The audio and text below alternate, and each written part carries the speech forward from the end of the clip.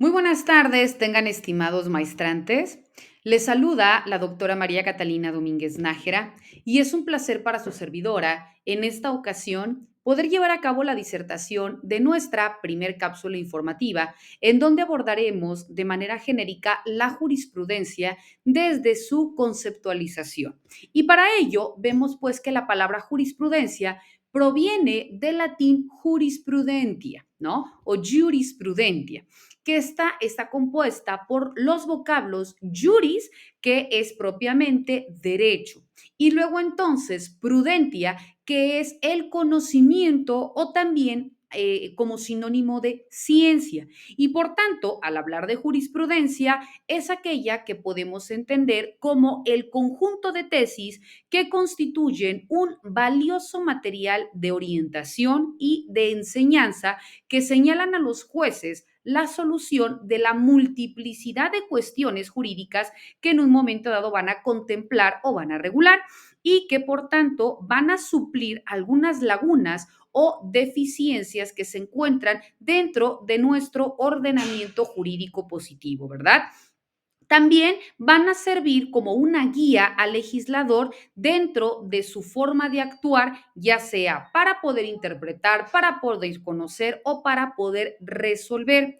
En el caso de nuestro territorio mexicano, la jurisprudencia judicial es esta interpretación de la ley firme, reiterada y de observancia obligatoria, que emana pues de las ejecutoriadas que son pronunciadas por la Suprema Corte de Justicia de la Nación y que pueden funcionar ya sea en pleno o también por salas y por los tribunales colegiados de circuito. En ese sentido, vemos que los artículos 94 y 103 de nuestra Constitución Política de los Estados Unidos Mexicanos, así como el 192 y 193 de la Ley de Amparo, establecen que la materia de la jurisprudencia es la interpretación de las leyes y de los reglamentos federales o locales y de los tratados internacionales que son celebrados por el Estado mexicano.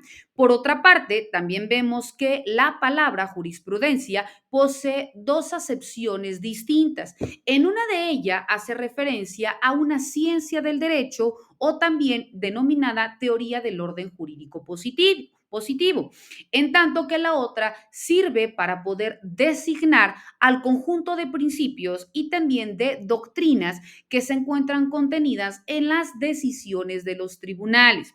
También vemos que en algunas ocasiones la ley otorga a las tesis expuestas en las resoluciones de ciertas autoridades judiciales el carácter obligatorio relativamente a otras autoridades de inferior rango.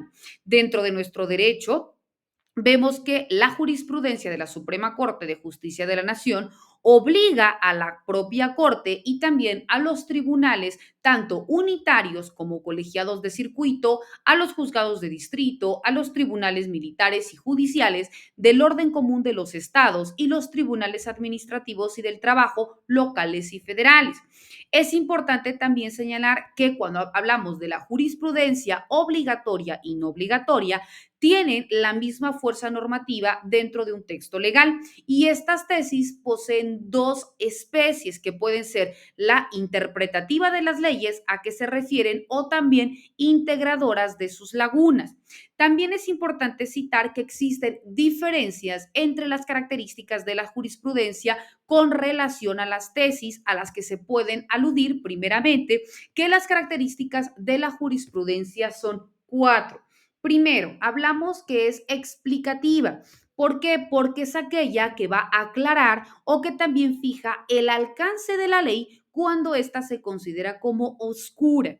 La segunda característica nos dice que es supletoria. ¿Por qué? Porque da solución a todos aquellos casos que no se encuentran previstos dentro de la ley.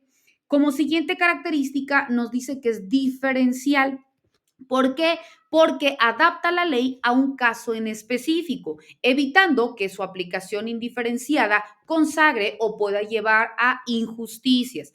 Y por consiguiente se dice que es renovadora. ¿Por qué? Porque la ley envejece rápidamente, es decir, tiene un periodo corto de vida, pero que luego entonces, a merced de la aplicación jurisprudencial, se prolonga su vida en el tiempo, haciéndose más flexibles y también más duraderos estos propios preceptos, ¿no? También cuando hablamos de lo comprendido dentro de los numerales 192 al 197b de la Ley de Amparo y del 177 al 179 de la Ley Orgánica del Poder Judicial de la Federación, vemos que se encuentra regulada la jurisprudencia y por tanto reconocen como materia de ella la interpretación de la ley y le atribuyen de manera expresa la característica de obligatoriedad y por tanto exigen que los criterios que dentro de esta se integran sean firmes y también sean reiterados. En consecuencia, vemos pues que se puede hacer mención que cuando hablamos de las jurisprudencias también presentan, emanado de estos numerales, otras características, como la firmeza de la jurisprudencia, además del principio de razón suficiente que deben contener las ejecutorias y también la fuerza de cosa juzgada, que en este sentido, bueno, vemos que a esta corresponde y que está vinculada a una votación mínima de 8 si la resolución pertenece al Pleno, de 4 cuando menos si pertenece a las salas y si se trata de unanimidad de los magistrados en el caso de los tribunales colegiados de circuito. También otra de las características es la exigencia de reiteración. Esta característica significa que no es otra cosa que la ratificación del criterio de interpretación que debe ser sustentado en 5 ejecutoriadas no interrumpidas por algún en contrario, según corresponde al Pleno, a las salas o a los tribunales colegiados de circuito. También nos dice que otra de las características es la obligatoriedad en cuanto a lo que establece en el artículo 194, que determina que la ley de amparo fijará los términos en que sea obligatoria la jurisprudencia que establezcan los tribunales del Poder Judicial de la Federación sobre aquellas interpretaciones de leyes y de reglamentos federales o locales, así como también en cuanto a los tratados internacionales celebrados por el Estado mexicano, así como también los requisitos para su interrupción y modificación. Vemos, apreciables maestrantes, que estos y otros temas son los que de manera muy puntual vamos a continuar disertando en nuestras subsecuentes cápsulas informativas, así como también de manera específica en nuestras sesiones virtuales. Quedando como siempre a sus apreciables órdenes, les deseo el mayor de los éxitos. Hasta luego.